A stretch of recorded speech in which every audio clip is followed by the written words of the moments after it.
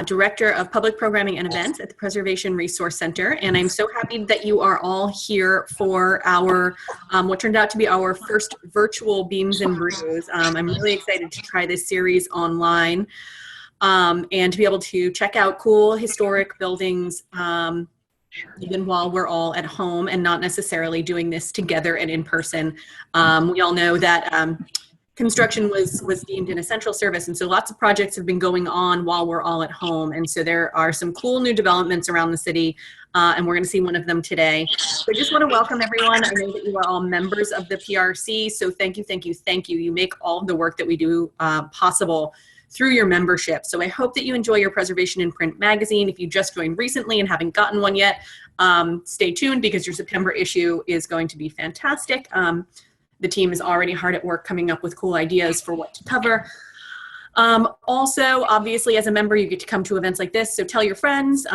This is something that you could do together. I want to give a quick shout out to one of our wonderful supporters, Royal Brewery, who have supported us by providing the brews for Beams and Brews for years now, and are so lucky to have them to support us. So if you guys are looking to get a beer, they're not open to the public. They're following all sorts of great safety protocols, but you can order 6-packs or mixed cases to go and bring them home. The beer is fantastic, so thank you so much to Mandy and Raymond with Royal Brewery for supporting the PRC. And if anyone is interested in sponsoring or supporting this series or any of the other wonderful programming or projects or work of the PRC, please contact our development director, Katie Fayard, at Fayard@prcno.org. You can find all of our information on our website, prcno.org. We have merchandise for sale, so if any of you haven't seen yet, we've got cool t-shirts and wonderful books for sale. So please consider wearing your love of historic New Orleans and the PRC on your sleeve. I know Jason Riggs, who is queued up to start our presentation, is going to talk a little bit more about it today, but we have been working, our advocacy team has been working really hard behind the scenes with tax credit advocates and proponents for a while now. It's been a big week in in Baton Rouge to fight to keep the historic tax credit that made tonight's project possible, and lots of incredible economic development around the state possible. So I know Jason's going to talk a little bit more about that, but members, please know that you guys are what make it possible for us to go to bat for amazing programs like this and to keep preservation work happening around the state. So without further ado, I want to introduce our presenters today. This is an amazing project that has multiple buildings on one site, 2 single shotguns, a corner store renovation, and Jason Riggs and Nathan Marks with Historic Pro NOLA are here to talk a little bit more about the project, along with Kirk Williamson with Chester Development LLC. The contractor, JLV Construction, did a fantastic job on this project as well. So thank you to all of these guys, because they're the ones out there doing this preservation work. So thanks for making it possible. And without further ado, Jason, I'm going to turn it over to you. All right. Thank you. Can everybody hear me all right? Yep. Sounds good. Great.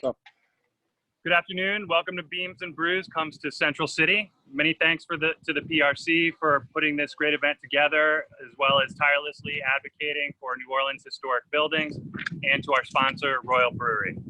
My name is Jason Riggs, and I'm the principal of Historic Pro NOLA LLC, a New Orleans-based historic tax credit consulting, preservation, and development firm. We were the historic tax credit consultant on this project, which will receive 20% federal historic tax credits and 20% state commercial historic tax credits. Without these substantial incentives, it's very likely that this project and many others would not be possible. We'd also like to take this opportunity to give our construction partner and contractor, Jose Villeda of JLV Construction, a shout out. Unfortunately, he couldn't be here with us this evening, but JLV Construction specializes in both historic renovations and new construction, and they do incredible work. Without Jose and JLV Construction, this project would have been much more difficult for all of us. Today, we're going to show you around our client, Chester Development, Kirk Williamson's recently completed project located here at the corner of Loyola Avenue and Toledano Street in Central City.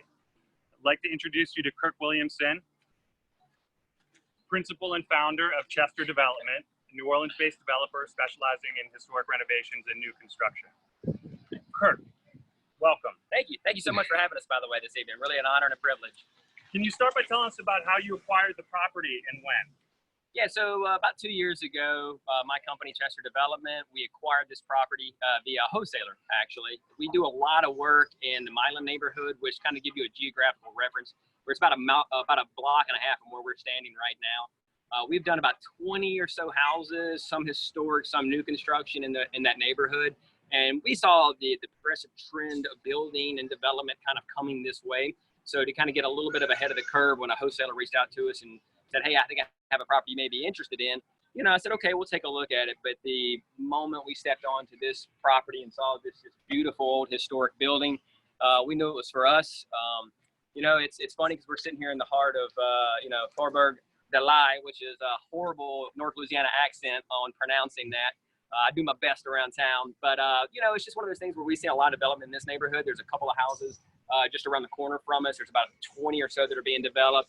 They're about to be putting in a new water retention pond park about a block and a half the other way. And this is just historic, this neighborhood. I mean, my goodness. I mean, everything from Buddy Bolden was born about 2 blocks from here. The beginning, what really became the civil rights movement, was just a few blocks from here as well, with Medgar Evers and Martin King Jr. meeting in a church not too far from here. So it's incredible history, and we're just happy to be able to restore a piece of it and bring it back to this neighborhood. Yes, I agree. And I've always been interested in Central City as well.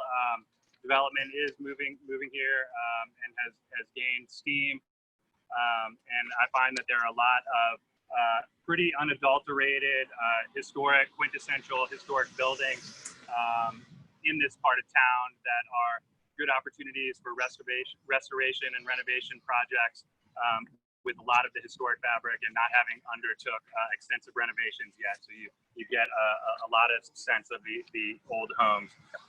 Can you give us a little data on the project, just sort of an overall view in terms of how many buildings, total square footage, unit mix, etc.? Yeah, so it's a mixed-use building. It all sits on one property line, and on that property line, there are 3 buildings. So you have the commercial space, which we're kind of seeing below down here. That's about 2,500 square foot downstairs. We're actually renting. That's for rent for $2,750 right now. It's $2,750. You can absolutely move in downstairs. Wide open commercial space, which we'll see in a little while. Upstairs, you have 5 individual apartments up there, and they range from a 2-bedroom, 2-bath, studio apartments, 1-bedroom, 1-bath, kind of a mixed use up there. And then the 2 other buildings that are associated with it are 2215 Toledano, which is just down the corner, as well as 3229 Loyola. They're both single-family shotguns, 2-bedroom, 1-bath. Right now, we have all of the residential rented out right now, which, we went on the market just shortly after the height of the coronavirus here in New Orleans, and within about a month and a half, they're all rented out. So it shows the demand, I think, in this neighborhood specifically, because you have access to St. Charles Avenue and the parade routes about 5 blocks that way. Behind me, you're a bike ride to the French Quarter and any service sector people. You have Louisiana Avenue bus stop right here, right behind us. As well as Simon Bolivar and all these other kind of entrances and exits out of the city. So, it's a lot of building. It's a lot of space. All total about 7,800 square foot. And the last piece of this is just trying to get the commercial space rented below, which hopefully somebody watching tonight might be right up your alley. So speaking of the commercial space, what's the zoning on this space? Yeah, it's HUB1A, so you can pretty much utilize it for anything. Not like a doctor's office or anything like that, but you can use it for, and our kind of vision was yoga studio, hair salon, law office, insurance company, engineering company, somebody who needs office space of some sort. And we want to be respectful of the neighborhood. So one of the things we did reach out and ask the neighbors was, what would you like to see in the space? And there were several people on the block who basically said, we don't want to see this. And so we promised the neighborhood in a way, just to be good neighbors, that we will not be utilizing the space in that regard. So it'll be something, maybe a coffee shop, something that'll provide a little bit of uplift to this little block of the neighborhood. Great. Well, thank you for that. I want to turn it over to Nathan Marks now, who is the tax credit project manager on this project. and we're gonna walk down to the first single shotgun, and he's gonna fill you in on some information on that one.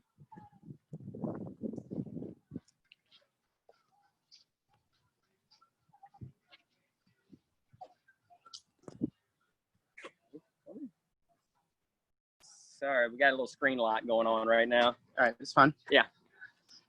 Okay.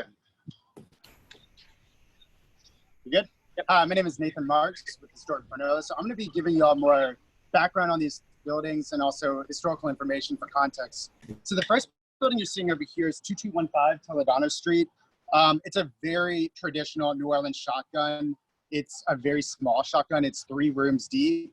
This building over here had extensive work done to it. It basically was fully blighted and honestly probably would have been condemned by the city if we hadn't stepped in and were able to use historic tax credits to rehabilitate it. But let me give you a little historic context about this structure. So as you can see, I have something called a SANBORN map. And a SANBORN map is really useful in historical research on structures because it gives you a background in the evolution of buildings. The SANBORN maps are fire insurance maps, and they date from the 1890s all the way to the 1940s. And basically you can see a progression of how buildings change, but also when they were built. So as you can see in the first map, between 1908 and 1909, there are no buildings really related to what is currently here. So all of the buildings that are here date after 1909. Now the next map though, it jumps to 1929 to 1937. You can see highlighted in yellow, there's one domestic shotgun structure which exists. So we know that the building was built between 1909 to 1929, but we delved a little bit deeper on this structure. So I actually put up some newspaper clippings and found the oldest one here, and it's actually a pretty cool one. This one dates October 5th, 1922. So I feel pretty comfortable saying this building was built between 1909 to 1922, probably in the range of 1910 is what I would probably guess. But what's really cool about this one is the newspaper clipping. It says, Kid Harris Jazz Band, music furnished for all occasions. So this space was used in the 20s as a jazz club where people could perform. They could rent out the spaces for them to perform at. It's very, very, very cool. So the history behind this really tells you all about the neighborhood and context. So now I'm going to tell you a little bit about the floor plan. As I said, this is a 3-room deep, very simple shotgun. It's basically a repetition of room after room. We wanted to keep that repetition of room after room to give that shotgun feel, but also update it for modern times. As Kirk had said, it's a 2-bedroom, 1 bath, and we wanted to keep it that way. We wanted to retain the historic integrity of the building, so we basically added a hallway in the second room, which still reads as basically room after room after room.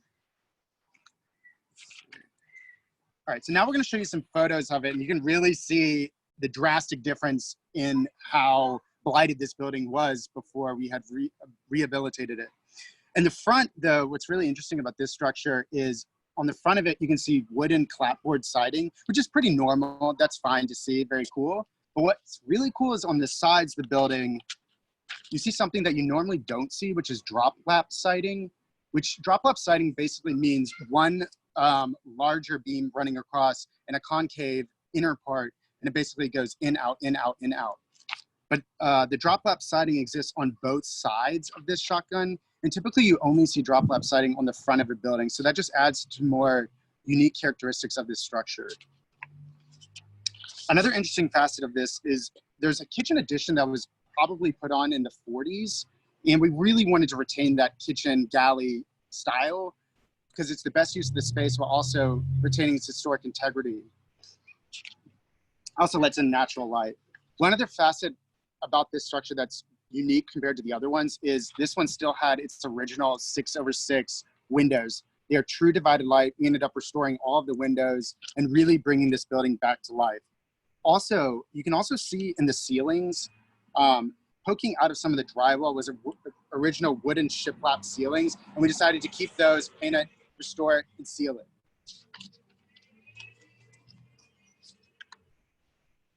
Now we're going to be heading over to the next shotgun, which we're going to be comparing basically. So we have 2 different shotguns here. We have very simple shotguns, 3 rooms deep. The other one's 4 rooms deep. But you're going to notice that there's some drastic differences in between these 2 structures.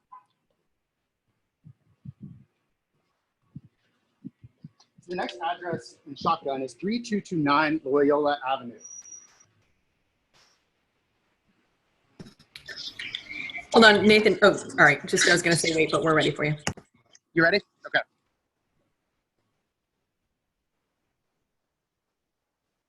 We're ready. Okay, great. So now we're at the next structure. It's 3229 Loyola Avenue. As you can see, it's another shotgun. Like I said earlier, I'm not sure if y'all heard me, but this one's 4 rooms deep. So it's also a very modest, simple shotgun. But there's actually something that's quite different about this one, which I'm going to get to in a minute.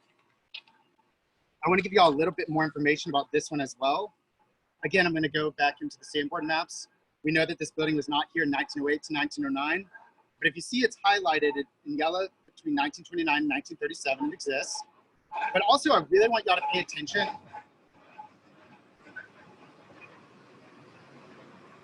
You can see there's a little bump out in this shotgun, and it connects basically to the store. And I'm going to tell y'all more information about that in a minute, which is pretty cool. And it shows a relationship, a direct relationship between these two structures that was historic. So I did more digging on this property as well. And instead of a newspaper clipping, I was able to look into the New Orleans census. And from that census, from 1930, an individual by the name of, here I'm going to pronounce this wrong, Anthony Lagatuta, who is a grocer. He resided here at this residence, the modest shotgun, with his wife, their 2 sons, and their 2 daughters. Now I'm going to go over the floor plan of this one too. Again, this one's just 4 rooms deep, but we wanted to retain the original shotgun feel of this structure. So we retained a living room and kitchen in the front rooms, added a small hall to create a private bedroom, and had a master suite in the back, and keeping the placement of the bathroom. So it still reads as a shotgun when you look at it and when you enter the space. So now you're going to see some pictures of it. And what I wanted to get into was, why is this building different than the other one? This one's different because it has craftsman details. So it either was an older building that had craftsman details added onto it, or it was built a little bit later. It was kind of, I wasn't able to quite prove that, but what are craftsman details? So that would be the front door is a craftsman detail, the thin wooden clapboard on the front, and these exposed rafter tails. Those are hallmarks of the craftsman style. Now you can see pictures of the inside. And if you look on the photo on the left, which is the old photo, you're going to see kind of a bump out. And the next photo, you're also going to see another bump out. And those are actually encased historic openings that we decided to reopen. And as you can see, we reopened them. And that's actually the original connector between Anthony Villeda, who lived here, and him as a grocer over here. So basically, the grocer resided here, and he had his grocery store right here, and there's a divider that connected the 2 units, which we thought was incredibly important to keep for its historic context for these buildings. One other thing about this project that was actually pretty neat was beneath the bamboo flooring was the original hardwood flooring. And as you can see in the photos, they turned out absolutely stunning on this building. Just really beautiful, beautiful, beautiful.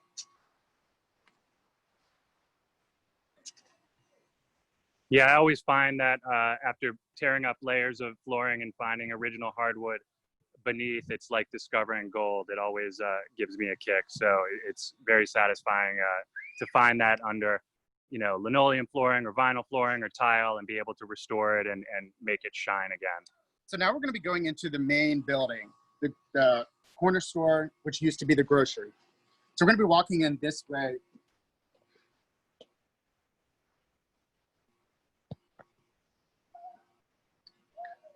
All right. So now we're going to be walking to 3233 Loyola Avenue, which is the main building.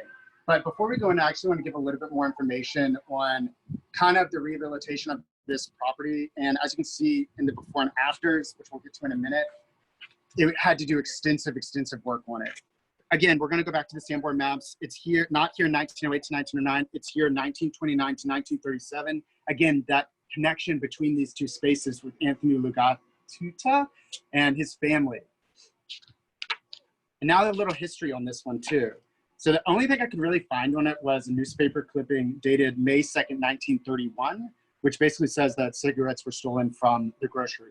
But it also, most importantly, this newspaper clipping verifies my census record, because it says that the telephone box were stolen from the grocery store of Anthony Lagatuta, 3233 Loyola Avenue. So that's definitive proof that shows that the grocer resided here, but also worked here. So that was actually a really good find and helped our argument a lot.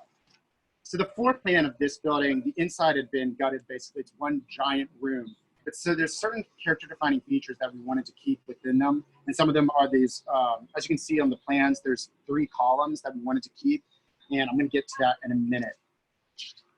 But before we go in, I want to give y'all information basically on the exterior and kind of the work that was needed to rehab it. Right over here, can y'all see? Okay, great. So right over here, you can see this giant transom. And this has been covered with plywood and layers and layers of drywall on the inside. But I had a feeling that this was actually the original transom of the structure. And the inside, actually, you'll see in photos, originally had a drop ceiling. So we had to get up on that ladder, look through, and I could tell that that was the original glass, the original openings, all of it. So this served as the principal example for all the other transom openings that would be the historic sizes to replicate. Another thing that's kind of fun was getting this exact door size was, the correct door size was very difficult. Like I said, on the inside, it was frame, drywall, plaster, every type of framing basically was hiding the original historic door opening. But finally, we were able to rip it all out and get to this, which is the original opening size, which we again replicated on the other side. So the building really rings true to what it originally had looked like. But enough about the exterior, let's go on the interior. How's it going again? So Kirk Williamson again. We're here at 3233 Loyola Avenue. About to show you the commercial space. Just wanted to get a quick plug in that it's still available to rent. $2,750 will get you 2,500 square foot of prime Central City real estate. Again, we're very excited to kind of show you the space today. It's a wide open space, as you can see. It's basically a white box where you can build pretty much whatever you would like to in it. As you want to come on in and take a quick look, part of the things that really drew us to this property initially, actually, let me take that back. The initial kind of condition of this space was in really bad repair or disrepair. There was only 8-foot drop ceilings throughout, kind of like a 1980s style. It was a kind of a corner store. There was a big refrigerant unit over in the corner that we ultimately had to get out. So one of those big refrigerant units where you get your Cokes or your waters or beer. And so that had to come out. 8-foot drop ceilings came out. And once we actually got above those 8-foot drop ceilings, we actually saw that this thing had 16-foot ceilings, which is just absolutely incredible to have. So we took the ceiling down about a foot from that 16 foot so we could run our ductwork and plumbing, electrical, all that, and made 15-foot ceilings, so which actually makes for a beautiful space, kind of really helps fill the room.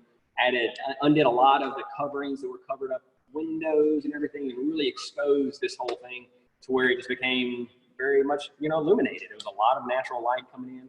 Plenty of doors to open up, so there's a lot of ingress and egress and a lot of places to come from. But it also opens up on a nice spring day and adds for a lot more light as well. So let me show you kind of a little more around the space here. So initially, we actually kind of re-added here the initial entrance where the grocer would have come in. So the original owner of this property in the early 1900s, as Nathan mentioned, he lived next door. He would have been entering through there. Kirk. Yes. Hold on one second. We're having a little bit of trouble hearing you. I think because of the echo. Just make sure you look at the camera when you talk so we can hear you okay. You got it. Sorry. Yeah, no, it's not the first time anybody hasn't been able to understand me. That's for sure. So it kind of reminds me in a lot of ways of like how COVID, like from now everybody's working from home. Well, this was literally the original work from home. So the grocer lived next door. This is where he worked. It's funny how history repeats itself, and we're just glad to be part of that history repeating itself in a way. So we built this structure so it can stand at least another 100 years. But I'll just kind of point to it out because of how big the space is. But we actually have these beautiful old Corinthian columns here that are just absolutely gorgeous. It comes with 2-bedroom, 2-bath. All the wiring, all the plumbing, everything is actually above base flood elevation. And this structure is actually in the X zone. So it's really makes for a really good space in a neighborhood that's really starting to come along. So we'll continue on the tour a little bit. So part of it, like I say, it comes with his and her restroom. So if you want to locate a coffee shop or really a yoga studio or any kind of a gymnasium of some sort. There'll be changing rooms as well in there. We've come on a little bit further. We see kind of tried to add the traditional traditional looking chandeliers in it as well. But another really cool feature and something that we had to adjust to was this unit kind of room over here, which we'll let Nathan kind of explain a little bit on. There's some very historic doors that were left here. So I kind of let Nathan kind of give you the history on that. Cool. Can y'all hear me? Okay. So, okay, great. So when we were kind of going through this building, you know, it kind of made no sense. Doors open to nowhere. It was very, very difficult to measure and kind of get to understand the lay of the land with this one. But on the exterior, it had been cut out. Literally, it just seemed like a giant hole was in it. And we entered that. And once we entered inside of there, you're going to see in the photo that up through drywall and everything else, we found the original French wood doors for the structure, which probably was the inventory room. And what we ended up doing was retaining and repairing these existing French doors. And instead, we put the mechanical and everything else in here, which is a good adaptive reuse. So basically, we kept the original opening size of this, but we actually retained the historic integrity. So I think that's a good balance right there. But when I found these doors, I was very, very excited because honestly, there wasn't that much other historic integrity left inside of it because they've been altered so much besides the columns, the door, and these other doors right here. So anything you can find within it that helps tell a story for a building is always a big plus in my book. Sure, let's take a quick look in there. Not a huge room, but ample enough space. Sorry about the echo, for a small office to, you know, help serve whatever business could come in here and rent the space. So yeah, now we're going to come outside just to kind of show you a little bit of the green space that we have here available. So this is the backside of 2215 Toledano. Their residence backs up here, as well as the commercial space. Big important feature here that we try to use is we put some water retention elements to this property so that there wouldn't just be a lot of water runoff. We do have off-street parking, but we didn't want to make everything just concrete because that's a mistake in New Orleans. So what we did was we actually did a lot of water retention by using gravel, doing some flower beds and things like that to help try and retain as much water on the property as possible. We actually added central air conditioning as well for the upstairs units and the downstairs unit. And part of that is we're going to be growing jasmine along this just to offer some sense of a green space to any of the tenants that are going to be here. Yeah, and then back to Nathan, you want to kind of explain? Sure, yeah, so the back of this building, also from the photos you can see, it kind of made no sense back here. Again, doors open to nowhere, drywalled over everything. But once we kind of ripped everything out and were able to see it a little bit better, we were able to see that there was actually an original transom opening. So we decided to bring that not just for historic integrity of the structure to tell a story, but also to bring in natural light in this back area. So anytime you can, it's always probably in the best interest to bring in a transom or whatever the historic context was. This is always going to be a benefit on it.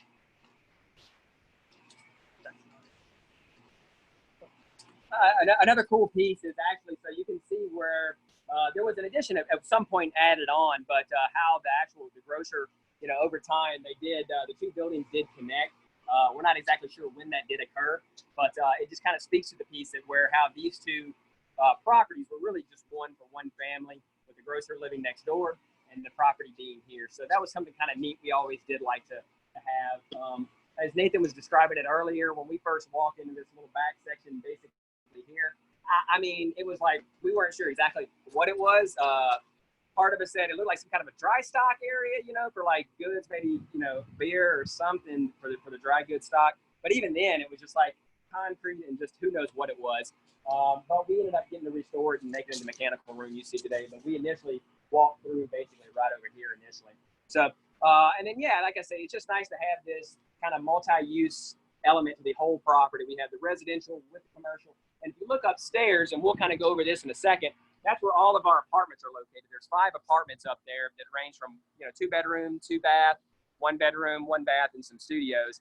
My favorite part of all of this is not just the historic nature of the property, but the fact that when you stand up there, those very tall windows up top, you have a clear, unadulterated view of the Superdome. So, you know, that's always kind of Who dat? who dat. So, you know, once you get up there, you can see the whole skyline, the whole city. It's absolutely incredible to have that. And we do believe that this is one of the tallest buildings in Central City. So because you're actually living up on the 3rd floor, which, you know, in Central City, there's not much 3-story buildings that are available. So this is kind of neat. It's a neat piece of this whole neighborhood. So great views as well that are here. So let's continue on to the tour.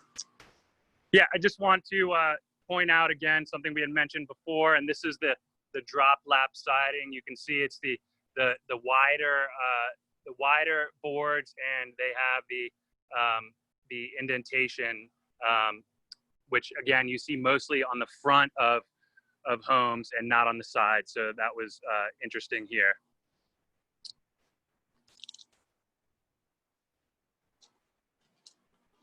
So we're going to come back to the commercial space. Again, just point of note, the commercial space is $2,750 for 2,500 square foot. That's a steal in my opinion. So what is that? A buck, $1.10 a square foot or so? Jason, that's a great question. Yeah, that's about $1.10 a square foot. So anywhere you live, that's a great market rate for commercial space. So let's continue on outside.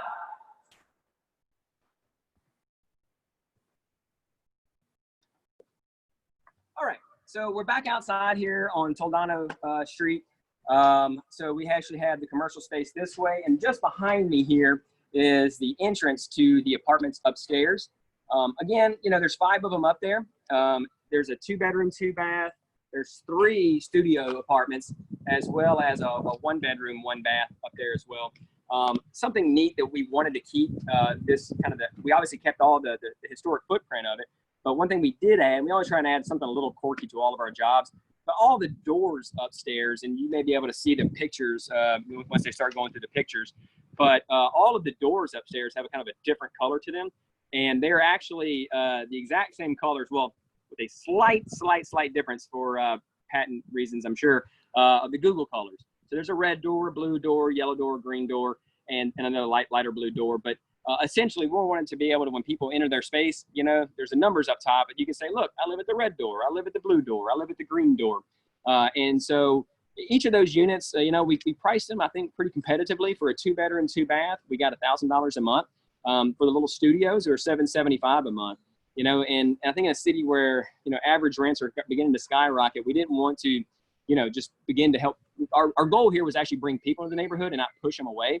And so having those units to be able to be affordable was a massive thing for us to help try and revitalize this neighborhood. All of them come with a massive balcony out front. The balcony itself extends out about 12 foot, which is just a very large porch area. So you have some very beautiful views up there as well. And again, as I kind of mentioned earlier in the day, you know, this is something where during COVID was going on, you know, we weren't sure, like any business, we weren't sure whether or not this thing would rent out, whether we'd get tenants. And surprisingly enough, I think when you do the right thing and you do right by people and you do good work, I fundamentally believe that, you know, the universe rewards you. And we've gotten, you know, 7 amazing tenants right now who are all just incredible people, got to move in and kind of start calling this place home and really begin to call this neighborhood home again. And so we can actually talk a little bit about the history of upstairs and any of the things. I wanted to add just a couple of quick things. One, first of all, I think that whenever you can provide a quality product, as Kirk has done here, for a reasonable price, the market will consume it. So congratulations to him and Chester Development for leasing all of these units up so quickly, you know, during a pandemic where you really didn't know what to expect. I think that, again, just really goes to show you the quality of the work that has been done here by JLV Construction and Jose Villeda. And, you know, the spaces really sell themselves. The other thing is regarding the screen doors that Kirk referred to upstairs. Those were considered a character-defining feature by the Secretary of the Interior's standards. And so we were required to retain those screen doors, which we wanted to and did anyway. And those are the doors that are painted the different colors that Kirk was talking about. And being a big Seinfeld fan as well, and if anybody remembers the episode with Kramer and he puts a screen door in his apartment, I've always wanted to do that. So it's kind of it was a great opportunity. The Secretary of the Interior said we had to do it. And I said, no problem, my man. I come from a place where we love screen doors. And it always reminded me of Seinfeld. I said, man, if I lived in an apartment, I always wanted a screen door in my apartment. So that's kind of Kramer-esque for all you Seinfeld fans out there as well. So what's kind of cool about the upstairs of this, above the commercial space, the grocery store, was we really feel like this was actually a boarding house above. So as you can see from the photo, it has one giant hall that runs from the top of the stairs with a window at the end, and then where the balcony is on the second floor. So it basically caught the breeze, brought it all through. That's why actually they had those screened in doors, was to catch the breeze that came straight down. In each unit, we really didn't change the floor plan that much. We basically changed a few things around, but pretty much the same floor plan that's up there is the same floor plan now. So boarding houses actually were pretty common back in New Orleans in the day, but to have one that actually still has that retention of the same floor plan is kind of rare. And also to have that duality between a commercial grocery store on the bottom and then a boarding house and then two other shotguns to compare all in one lot has actually been a really fulfilling project and a lot of different problems, but I think overall the project turned out really interesting. So to have the air conditioning style that it was, where the breeze through, where the door opened all the way up to the window, I was thinking about keeping that as the historic nature, but unfortunately New Orleans summers are a little too hot these days. So we ended up just adding central air conditioning, which I think a lot of tenants really did appreciate.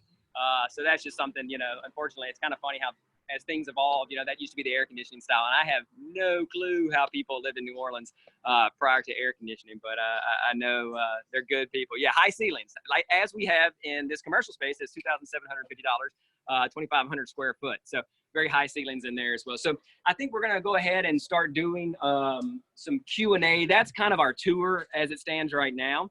And we'd be happy to open up to questions. But before we do, I just want to thank several people.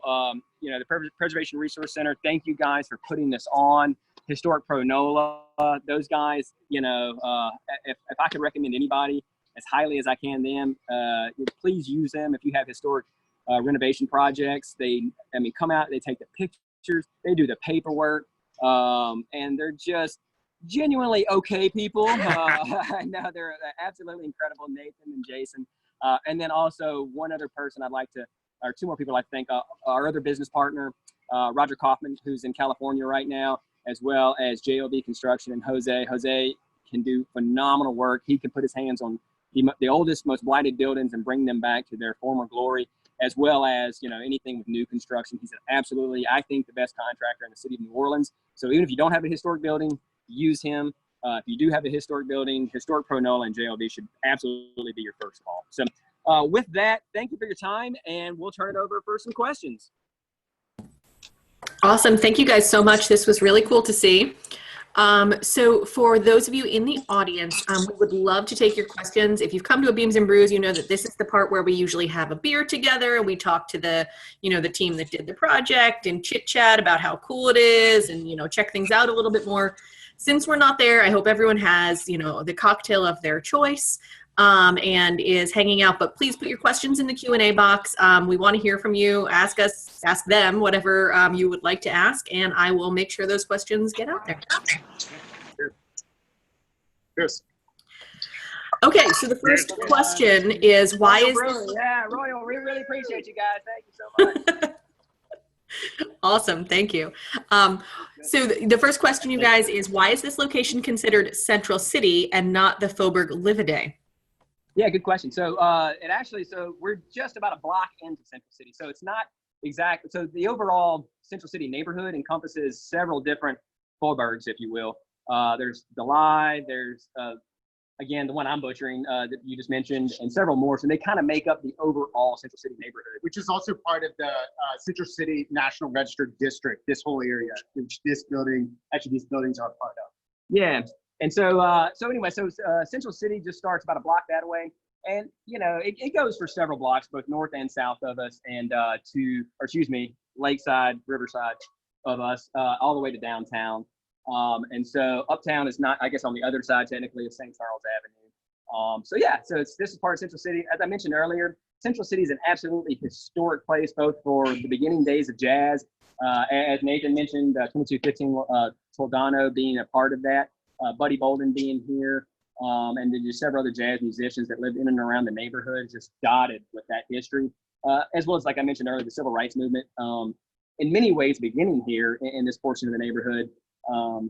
And so a large piece of this too, a lot of history behind Central City, is about a block away from us, kind of going towards downtown, is where it was an old German cemetery. So if you go to that cemetery, there was a lot of the people who lived here in the 1800s and early 1900s. This was kind of the German community initially. And then many, many years later, they actually built the New Orleans incinerator, kind of a county corner from us. It was a brownfield site that began to clean it up. And they're actually going to be doing a water retention park there to kind of help bring back the life of the city as well. So a lot of stuff going on in here in Central City, and it just feels good to be part of history kind of rebuilding itself in a way. I guess that's a long answer, but I just love history. So yeah, sorry about that. No, that's great. So the next question is more about the building. Can you guys talk to us a little bit more about what some of the unexpected hurdles you encountered in this renovation project were?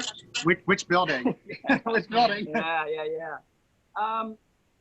As far as the construction, yeah, sure. I mean, I've never taken out a refrigerant unit out of a building before. So think of it, 8 foot tall. It was the dimensions. Yeah, I want to say like 12 foot deep, something like that. I mean, just full metal. They even closed-cell spray foam the inside of it. And actually, one of the columns was actually going through it. And so we actually had to cut open the metal. It was just an absolutely astonishing thing. You can see it they on can do. 33. Yeah, slide 33 kind of shows it. But just removing that from this building. So we actually had to take the siding off that area, save the siding, and then we actually ended up having to cut some of the joists, pull it out. It was on the street, and everybody's like, "What in the world is going on?"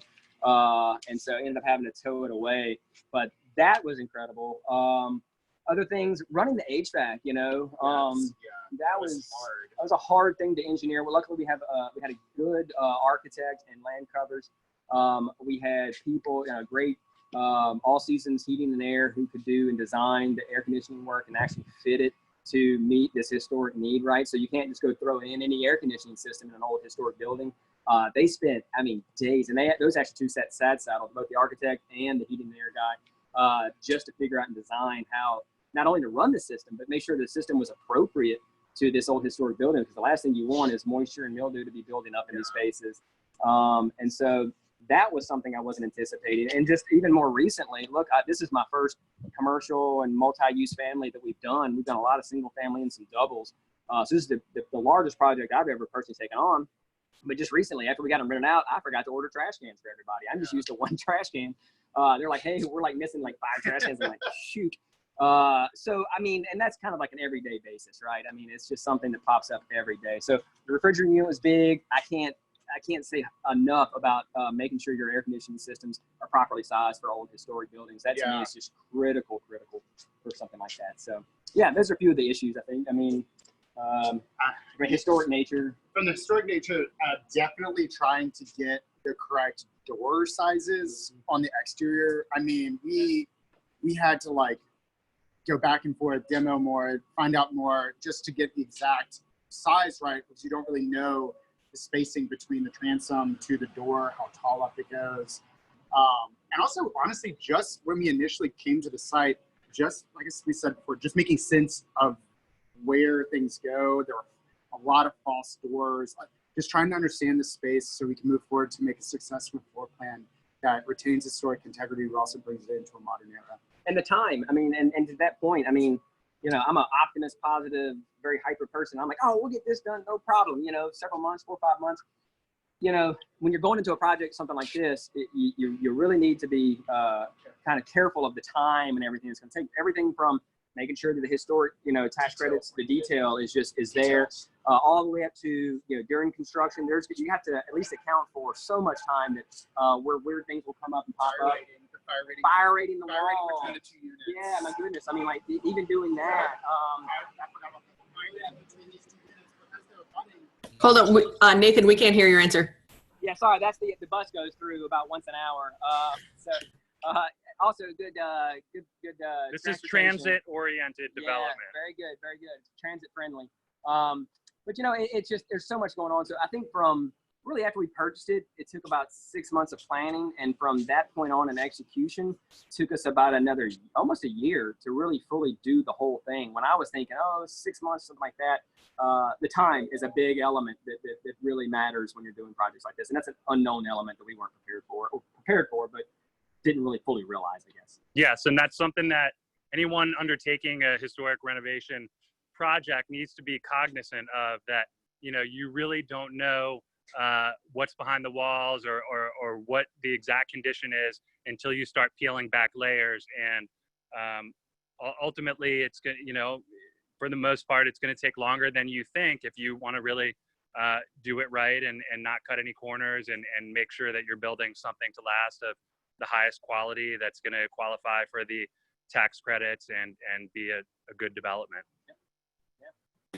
So timeline wise, actually, we just had a question, and I'm not sure that you can answer this so specifically. Someone was asking how long the shotgun houses took to renovate specifically, but I don't know if you can extract that from the overall timeline. Yeah. So those actually went a little quicker. And one was a little more difficult because we actually had to redo the entire foundation on one. And that took a little bit longer, but approximately the shotguns are only about 1,100 square foot total. Those took about 4.5 months of actual, you know, hammers on nails. You know, if you add in the time it took for the historic tax credits and the architectural plans and the permitting and things like that, you're probably talking about 6 months, roughly 6-7 months, just on those alone. Toledano took longer too. And Toledano took about, if that were the time, about 8 months. But hammers on nails, about 4 months. But double that for all the other things that you're going to have to do that are, quite frankly, are worthy and noble things, like making sure you're making this thing putting it back to its historic nature. Water retention. Yeah, the water retention. I mean, just stuff. But True development. yeah, it's a true development. I mean, but you can't rush these things, right? Because if you rush them, like that air conditioning example I gave you earlier, you're going to make mistakes in the long term. And that's not the point of all this. The point of all this is to ensure that this building is standing 100 years from now. And then hopefully somebody like us yokels here, just with a couple beers, will be redoing this, but they'll probably be doing it virtually with like headsets and all this stuff, right? Exactly.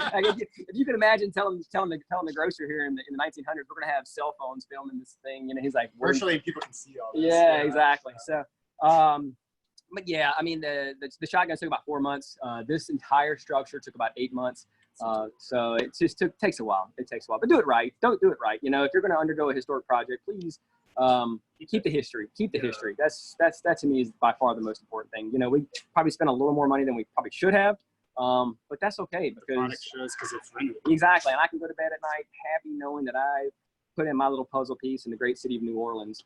And you know, hopefully my grandchildren and great grandchildren will be able to see this and talk about it one day. It might have taken a little extra time. It might have cost a little more money than you anticipated, but you want to do it one time and you want to do it right. Right. And it wasn't that, and to be fair, it wasn't like that much more money. I mean, I'm not a rich man. I'm getting free beers here tonight from Royal Brewery, so I do appreciate that. But it's not like it's that much more money or that much more time. It's a little more. And so if you have the opportunity to do it, plus the historic tax credits are worth it. They're the greatest thing in the world. You know, you have you know, you get 40% total, 20% federal, 20% state, totally worth it.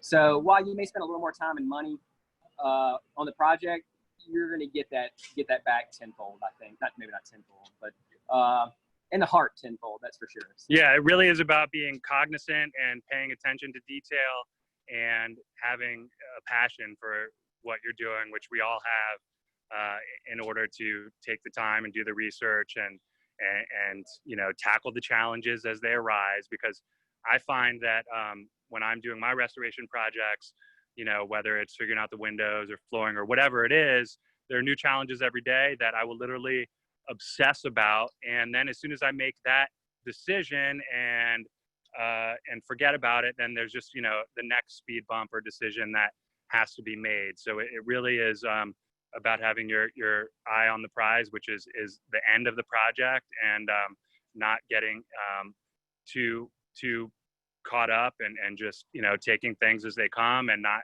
getting bent out of shape or losing your cool, but just making conscious decisions in order to push it forward correctly. That is awesome insight, you guys. And I just want to also tell you that I've received a couple of not questions but comments about your enthusiasm and passion for this project, and people are the audience is very much appreciating this. So I just and the PRC does as well. I do as well. You guys obviously love this building and the history, so well done. And you have just sold the entire field of preservation in a way that we work to every day. I mean, you've just really hit the nail on the head about why this is so important. You want your grandkids to be able to see this and see the work that you've done, and their grandkids to be able to come in and fix it up again. It really needs to come from the heart. It's got to be a labor of love. And like Kirk alluded to, something that I always say too is, you know, when we come into these buildings and can feel the history and the sort of soul of them, if you will, you know, our thought process is that, all right, you know, this building has been here for the better part of 100 years or 100+ years. And, you know, people have been born in it, people have died in it, they've all had fires of some sort or another. But what we want to do is come in, make our mark, sensitively update it for modern living while still having a good nod back to its historic fabric and its historic nature. And if we have done our job well, then it will be here for another 100 years for the next generations to enjoy. That's right. We don't live in New Orleans for the good streets. We live in New Orleans for the food, booze, and history. So all those are great things. And so if you got to be a little crazy to live in this city, and it's just good to kind of help put it back together from piece to piece. Awesome. I have some more technical questions for you guys if you're ready for them. So the first is, did JLV restore the 6/6 windows in the shotgun house, or did you have to call in someone specifically to do the windows? Okay, so for the building on Toledano, the true divided light 6/6 windows, those were restored. For the addition, for the little kitchen addition, the galley kitchen, they had these kind of, in my opinion, non-historic 1940s aluminum 2/2 windows. So what we ended up doing was going in with a 6/6 wood window that I think they had milled to match, basically. But you can also tell that those are definitely of a later period. So you can show that differentiation between the original structure, which is probably 1910s to 1920, and then the 1940s edition on the side.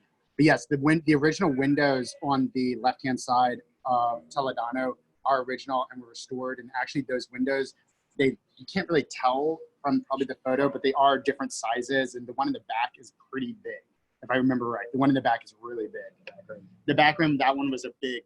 I think I actually have a photo in there of it. But It's a great question. Yeah. Good eye. But JLV is highly skilled at both restoring historic wood windows as well as recreating with new material historic windows. Yeah, they can actually resource it as well. You know, there's several places throughout the city that can help that, and they know, and they're partnering with a lot of those stores and mills that can actually help remill some of that stuff. So they're almost a one-stop shop. Just a real quick PA. So look, if you have historic wood windows, keep them, repair them. Yes, it will cost you more money up front, but in the long run, it really will be there for another 100 years. You know, this one didn't have all of its original windows and would just been too expensive for the project to do. But if it has it, keep them, restore them. It'll last a lot longer than the vinyl ones that are here. Any other questions? Yes, we do have other questions. Thank you for that plug on windows. I mean, I couldn't agree more, obviously. Windows are so important for as far as understanding a building and reading it and the texture of it. It's just really important. Absolutely. So actually, this segues into the next question. This is a really big question, but the audience would love to hear your take on this. What do you think that we could do? And this is on I think a construction level. How do you remedy it? But about renovations that maybe don't, when a building has already been renovated and the historic character has been removed or gutted from the house. They're specifically talking about projects where they knock down interior walls and change floor plans or remove old wood windows. What do you do with a building like that where there's some historic character retained, but you wish there was more? Well, first off, you call Historic Pro NOLA because Nathan and Jason, I mean, they'll be able to tell you what it would have looked like, or should have looked like. And so, just from that standpoint, I would say call these guys. And with that, I'll turn it over to Nathan to help address that. So there's kind of a twofold question here. Is like, are we talking about an interior, the exterior, just the facade? Like, are we talking about overall? But I would say a good resource, and it actually seems kind of like, oh, okay. Anyone can do it. You just go to Google Maps and go to the timeline. You can go all the way back to 2007 to now and actually see an evolution. So you might be able to catch exactly what the building looks like. That's going to be your easiest option and free with no demo work you have to do. So basically, a lot of times you can literally see, oh my God, it had transoms above it. Oh my gosh, it had these original windows. And then you can, if you wanted to, replicate it. Another option is you can demo a portion of it to see. But also a lot of it is like, even if it's been super modified, and some of the projects we do, they've been really, really modified, but you can still read it and see that the form is there, at least the building form, you know, if it's a traditional double. But it just kind of depends on a case-by-case basis. But I would say you can start with Google Maps to get a timeline. That would be your easiest option. Again, another resource is the SANBORN maps, which I mentioned, which are free. You can access it. Okay, and you can access it on the New Orleans Public Library. And again, that shows you an evolution of the building. So I was able to know basically a lot about these buildings, that when it was built, when it wasn't built, but also for other structures, you can know basically from the 1890s all the way to the 1940s when additions were put in, when a side gallery was encased. So it just kind of depends. But as far as interior floor plans, I mean, if it's a traditional double, you'll kind of know the placement of everything because the windows will always be in the middle of the room. So it'll be a rhythm, again, as I was saying with the shotguns, a rhythm of rooms, basically, a flow, because the buildings are meant to breathe, meant to catch that breeze. And one of the things I think he always leaves out, but he's really good at, Nathan's good at, and even Jason, is that when we go on these projects, at least from the exterior, walk the block, right? Yeah, I mean, totally. You can absolutely see houses that would have been built in and around the same time where you can say, well, it probably would have looked like that one because that one's a lot older. Yeah. And so just walking the block and, you know, taking a nice walk and understanding the history of the neighborhood can also be done. Actually, yeah, that's a great Taking point. in the historic context of the block and the neighborhood in order to gain clues about maybe some specific attributes of the subject property. Yeah, what's going on? So actually, a lot of times too, Kirk brought up a great point. A lot of times these housing, like, were built as spec houses, even in like the 1890s, 1900s, just same house over and over and over and over again. And you can actually see a lot of times which one has, quote unquote, the purest historic integrity to it. But also a lot of times what makes New Orleans housing so cool, specifically like residential, you have different style on top of style on top of style, which all become historically important to the building. So I wouldn't say to strip it down to an original period, but to really make all the differing character-defining features from different periods shine. It tells a good story. I hope that helps. Absolutely. So one thing that you guys did that made these particular buildings shine is definitely these vibrant colors. And you had some of the names of them up there, but someone would like to know what inspired the colors on the buildings. Yeah, so good question. So kind of one of my favorite things. So you know, I'm a Who Dat Nation Saints fan since the bag on your face days and all that. But this colors here were actually inspired by the Miami Dolphins. Something a little more Caribbean, something a little more kind of historic, like what you would see down in the Marigny and the Bywater kind of thing, and bringing that. This is a colorful neighborhood, right? This neighborhood was jazz. This neighborhood was loud. This neighborhood was, you know, and it still kind of is, and in a lot of regards. And so I wanted something loud and proud. So the colors here were inspired by the Miami Dolphins of all things. Even though I didn't want to go full on Miami Dolphins because I'm an NFC South kind of guy. AFC South with the Dolphins, East, here in the East. But we went a little more orange on these. The other two colors, for the other two little shotguns, you know, we played off of these colors, pastels, but adding some taking away some brightness from them to kind of keep them more in tune with the neighborhood. So the house across the street, it's a little kind of dirty right now, but you know, it's been like that since for a while now. And so, you know, he had some color there, and there were a few more in and around the kind of spotting around the neighborhood that had a lot more color to them as well. But yeah, and so yeah, good call. Yeah, so I forgot about that story. So the day that we picked the colors on Toldana, you know, COVID happened. My daughter was out of school. She's out of school. She's only like one and a half now. And so I had her like in her little stroller, and she was out walking around on the construction site, away from the workers, you know, but man, without a hard hat, but she was safe. She was totally safe. And so, you know, I painted, she was in her little stroller, and I was painting some colors on the side of the building. And I let her pick, there was like 3 colors of lavender basically. And she kind of went up there and she touched one of them. I was like, well, that's it. And so I'll always have that little story, when the 1-year-old got to pick it. So, when she's older, I'll drive by and show her and, hey, you picked those colors. So technically they were, I guess, inspired by the Miami Dolphins. And yes, my 1-year-old daughter, Sophia, who's at home right now. Yeah, she did good. I thought she did good. And that was actually the first unit to rent out. So it might've been the color pick. I don't know. So yeah. So yeah, I appreciate that. But that was the inspiration behind the colors. That's adorable. So I think that is all of the questions for now. If anyone has any questions, now's the time to ask them before we let these guys go. You guys, thank you so much for taking us around this project. It is so super cool. We're really grateful that you did the work, that you do these amazing renovations, and we're grateful that you were willing to tour us around, even though we can't come and visit in person. You're very welcome. It was our pleasure to do it. We love historic buildings. We love New Orleans. We're very passionate about both. And we love the work that we do. So they say, if you love what you do, you'll never work a day in your life, which isn't necessarily true, but it sure makes the time pass a lot better when you are passionate about what you do. I did want to take this opportunity to, again, thank the PRC for putting this together and for your tireless work and advocacy for saving historic buildings in New Orleans. As well as Royal Brewery. Thanks for the brewskis, much appreciated. They're very refreshing and delicious. They are good.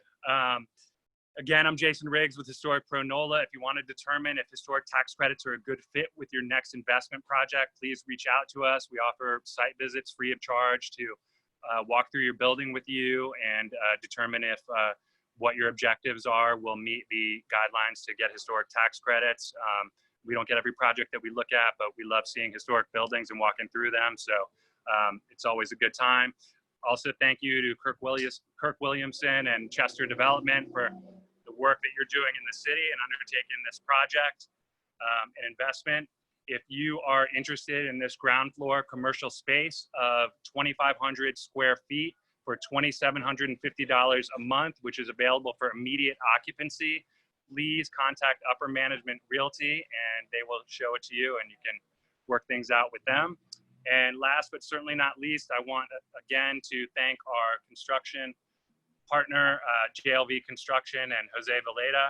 If you want your project to come in on time and on budget and want somebody who's experienced and can take any speed bumps with pride and know how to deal with things and runs a professional business and does what he says he's going to do every time, then JLV Construction is your company. Thank you again for having us. Cheers. Thanks, Jason. Thanks, guys. Thank you, everyone, for coming, and we will see you at the next one. Bye. Cheers. Good night.